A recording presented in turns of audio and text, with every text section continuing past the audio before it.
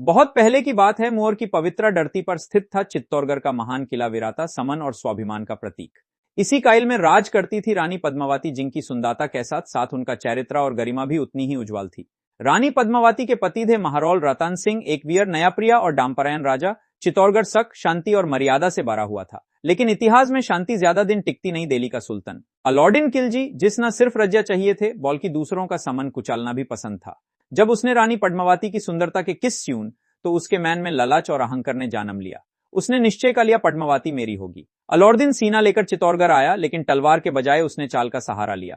शांति के बहाने वो राजा रतन सिंह से मिलने आया। राजधाम के अनुसार राजा ने उसका स्वागत किया। अलाउद्दीन ने सिर्फ एक इच्छा जताई, मैं रानी पद्मावती का चेहरा शीश में देखना चाहता हूं। राज की मर्यादा के लिए रानी पद्मावती ने शीश में अपनी छावी दिखाई, लेकिन वही पल अलाउद्दीन के लिए विष बन गया। वापस जाट वक्त उसने डॉक से राजा रतन सिंह को बंदी बना लिया।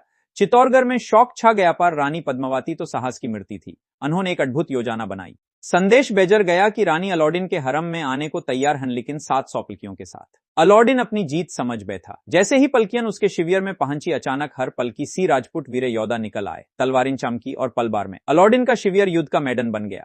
इसी अफरा टैफरी में राजा रतन सिंह को मख्त करा लिया गया और वीर उन्हें सुरक्षित ले गए। अलाउद्दीन का अहंकार चौर हो गया। गस से पागल होकर उसने चित्तौड़गढ़ पर पूरी सीना से हमला कर दिया।